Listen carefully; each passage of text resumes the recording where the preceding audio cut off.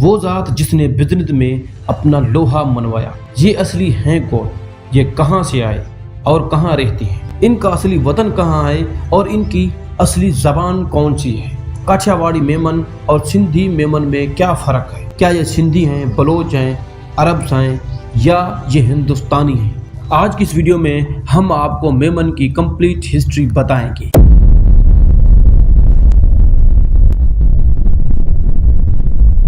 میمن لفظ کہنے سے ہی دماغ میں ایک بزنس مین طبقے کا خیال آ جاتا ہے۔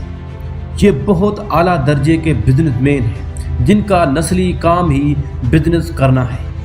ویسے تو میمن کمیونٹی دو بڑے حصوں میں بٹی ہوئی ہے۔ ایک وہ لوگ جو کپڑا بننے کا کام کرتے تھے یعنی کہ کوری، جو گزرتے وقت کے ساتھ خود کو میمن کہلاتے ہیں۔ دوسرا طبقہ وہ لوگ جو اب پاکستان میں مہاجر کمیونٹی میں شمار ہوتے ہیں، جو کراچی سمیت پورے پاکستان میں موجود ہیں۔ اصل میں میمن لفظ مومن سے نکلتا ہے، جس کا مطلب ہے سچا مسلمان۔ وہ لوگ جو اپنا پرانا دین چھوڑ کر اسلام کو اپنا دین مانا، ان کو ہی مومن کہا جاتا تھا، جو کہ گزرتے وقت کے ساتھ مومن سے میمن ہو گیا۔ کرنل جیمز ٹاڈ لکھتا ہے کہ ابھورا بھٹی اور دیگر بھٹی قبائل جب مسلمان ہوئے تو ان کی اولاد نے میمن کہلوایا۔ اسی طرح لوہانا جو کہ راجپوت ہیں، ان کا دھندا ہی بزنس اور بیاپار کرنا تھا۔ جب وہ لوگ مسلمان ہوئے تو وہ پہلے قریشی پھر میمن کے نام سے مشہور ہوئے، اور آج بھی ان میں بہت سارے میمن قبائل موجود ہیں۔ بھیرومل مہر چندانی نے لکھا ہے کہ میمن سری رام چندر کے بیٹے لوا کی اولاد میں سے، جو کہ پہلے راٹھوڑ تھے جو بعد میں لوہانا ہوئے۔ یہ شہاب الدین غوری کے دور میں مسلمان ہوئے۔ بھیرومل مہر چندانی اپنی کتاب ہندوؤں کی تاریخ میں لکھتے ہیں کہ پیران پیر شیخ عبد القادر جیلانی نے اپنے بیٹے تاج الدین کو ہدایت کی تھی کہ دین کی تبلیغ کے لیے وہ ہندوستان جائے۔ مزید تاریخ بتاتی ہے کہ سید تاج الدین کی 5ویں پشت سے سید یوسف الدین قادری پیدا ہوا، جس کو خواب میں آیا کہ وہ ہندوستان جائے۔ اس وقت سندھ کا حکمران شاید جام رائدن سمو تھا، جس نے بغداد کے اس سید کی بہت عزت افزائی کے لیے ٹھٹھا میں آمد کا اہتمام کیا۔ سما حکمران کی اس خاطرداری دیکھ کر سید سے متاثر ہو کر لوہانا ذات کے 700 خاندان مسلمان ہوئے، جو بعد میں میمن کہلائے۔ شاید یہی وجہ ہے کہ آج تک میمن پیران پیر کے ماننے والے ہیں اور تقریباً سنی مسلمان ہیں۔ ڈاکٹر محمد قاسم برلاس مراد آبادی کی کتاب تاریخ کچھ و مکران سے حوالہ ہے کہ مسلمانوں کے سندھ فتح کرنے سے پہلے جب مسلمان مکران پہ قابض تھے، تب سندھ کی ایک قوم مسلمانوں کو خراج دیتی تھی اور یہ مسلمانوں کی دشمن قوم تھی۔ مسلمانوں نے اس قوم کو مکران اور سیستان کے درمیان ایک شہر آباد کر کے دیا۔ اس شہر کا نام اس قوم کے نام سے میمون رکھا، جو کہ بعد میں میمون سے میمن ہوا۔ اس شہر کے لوگ ماہر تاجر تھے۔ یہ مزید بیان کرتے ہیں کہ سلطان محمود غزنوی کے پاس ایک نوکر تھا جس کا نام مانک میمونی تھا، جس کا تعلق میمون شہر سے تھا۔ اس کے سوائے تاریخ میمن میں درج ہے کہ میمن دراصل مومن کی نہیں بلکہ ماموں کی بگڑی ہوئی شکل ہے۔ ڈاکٹر عبد المجید میمن لکھتے ہیں کہ سندھ میں مسلمانوں کی آمد کے بعد ہی لوہانا مسلمان ہوئے، کیونکہ یہ بدھ مذہب کے پجاری تھے، لیکن اس وقت سندھ کا حکمران ایک برہمن تھا جس کا ان سے بہت اختلاف تھا، جس کی وجہ سے انہوں نے جلدی اسلام قبول کیا۔ تاریخ بتاتی ہے کہ حضرت عمر بن عبدالعزیز کے زمانے میں سندھ کے لوگ دھڑا دھڑ مسلمان ہوئے۔ اسی زمانے میں ہی یہ لوہانا یعنی میمن مسلمان ہوئے تھے۔ ایاز بھاگت نے اپنی کتاب سندھ کی ذاتیں، قومیں اور قبیلہ میں اپنا رائے دیا ہے کہ میمن ذات 3 بڑے گروپس میں مشتمل ہے۔ نمبر 1 وہ لوہانا میمن جو کہ سندھ سے باہر نہیں گئے اور اپنا بزنس سندھ میں ہی رہ کر کیا۔ نمبر 2 وہ میمن جو کہ کپڑا بننے کا کام کرتے تھے یعنی کوری۔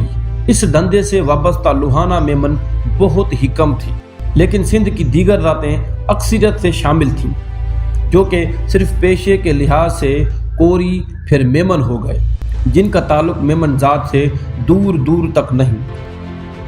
نمبر 3، وہ میمن جو کہ سندھ سے باہر چلے گئے اور بعد میں سندھ میں واپس آئے۔ پہلے اور دوسرے گروپس کے میمن آپس میں مل جل گئے، رشتہ داریاں بھی کیں اور آج تک یہ جڑے ہوئے ہیں، لیکن تیسرے درجے والے میمنوں کا یہاں کے اصلی میمنوں سے کوئی رشتہ داری یا گہرا تعلق نہیں، اس لیے یہ اپنی الگ پہچان رکھتے ہیں۔ یہی وجہ ہے کہ سندھی اور کاٹھیاواڑی میمنوں میں بہت زیادہ فرق واضح نظر آتا ہے۔ مختلف کتابوں کی تاریخ سے ظاہر ہوتا ہے کہ بھج میں رائے کھنگار 1548 سے 1584 تک حکمران تھا۔ اس حکمران نے ٹھٹھا کے میمن قبیلے کو دعوت دے کر اپنے پاس بلوایا۔ ٹھٹھا سندھ سے بھج کی طرف جانے والے میمن قبیلے کے سربراہ کا نام سیٹھ گنا یا گہنو تھا، جس نے ملک کی معیشت میں رائے کھنگار کا ہاتھ بٹایا۔ تاریخ کہتی ہے کہ میمن قبیلے کے آنے کے بعد سورت شہر تجارت کا مرکز بن گیا تھا۔ اس میمن قبیلے نے یہاں اپنے گھر بنائے اور وہیں رہ گئے، اور آج تک ان کو کچھی میمن کہا جاتا ہے۔ گزرتے وقت کے ساتھ یہ کچھی میمن کی پہچان کے ساتھ کاٹھیاواڑ اور گجرات کی طرف چلے گئے۔ اس میمن قبیلے کی وجہ سے گجرات کا شہر سورت 1580 سے 1680 تک تجارت کا مرکز بنا رہا۔ جب سورت کا زوال شروع ہوا تو تجارت اور بزنس وہ نہیں رہا، تو یہ میمن ممبئی کی طرف چلے گئے۔ کچھ، بھج، سورت، کاٹھیاواڑ اور ممبئی کے میمن اور سندھ کے میمن شما قبیلے سے تعلق رکھتے ہیں، لیکن بھیرومل اور ایتھون ون لکھتے ہیں کہ یہ میمن سندھی لوہانا کی اولاد سے ہیں۔ 1947 کے پارٹیشن کے بعد یہ میمن ہندوستان سے پاکستان آئے اور خود کو مہاجر ظاہر کیا اور اپنے آبائی وطن کو بھول بیٹھے اور خود کو سندھی سماج اور رسم و رواج سے الگ تھلگ رکھتے ہیں۔ یہ اپنا ماضی بالکل بھول چکے ہیں، حتیٰ کہ ان کی زبان میں بھی سندھی لہجہ ہے۔ انسائکلوپیڈیا آف کاسٹ کے صفحہ نمبر 806 میں لکھا گیا ہے کہ جامعہ سندھی لغات کے مطابق میمن سنسکرت کے لفظ منت سے نکلا ہے، جس کی معنی ہے برکت، سعادت مند۔ کچھ اور بھج سے آئے ہوئے نیو مسلم میمن خود کو شیخ اور سرہا بھی کہلاتے ہیں۔ مزید یہ کہتے ہیں کہ میمن لوہانا کی اولاد سے ہیں، جو کہ بعد میں مسلمان ہوئے اور یہ مہذب اور معزز ذات کے طور پر جانے جاتے ہیں۔ ہم پہلے بھی بیان کر چکے ہیں کہ میمن کے دو بڑے حصے ہیں، ایک وہ جو لوہانا کی اولاد سے ہیں جو اصلی میمن ہے، دوسرا وہ جو کوری تھی، کپڑے کا کام کرنے والے۔ ان کوری میمن میں ہند اور سندھ کی بہت سی ذاتیں شامل ہوتی ہیں، کیونکہ کوری کوئی ذات نہیں، ایک دھندے کا نام ہے، جیسے موچی، کمہار، حجام وغیرہ۔ اسی طرح یہ کوری میمن میں تبدیل ہو گئے جو کہ لوہانا کی اولاد میں سے نہیں ہیں، کیونکہ لوہانا صرف تاجر تھے اور کوری مزدور تھے۔ یہ بھی ان میں واضح فرق ہے۔ اس کے سوائے قاضی بھی خود کو میمن میں شمار کرتے ہیں۔ ایسی بہت سی ذاتیں ہیں جو گزرتے وقت کے ساتھ خود کو کسی بڑی ذات میں شمار کرتے ہیں، لیکن ان میں نہ تو اس ذات کی رسم و رواج ہوتی ہیں اور نہ ہی ان جیسی مہارت۔ بہرحال ہیں سب انسان، ذات تو صرف ایک پہچان ہے، کوئی اعلیٰ اور ادنا درجہ بندی نہیں۔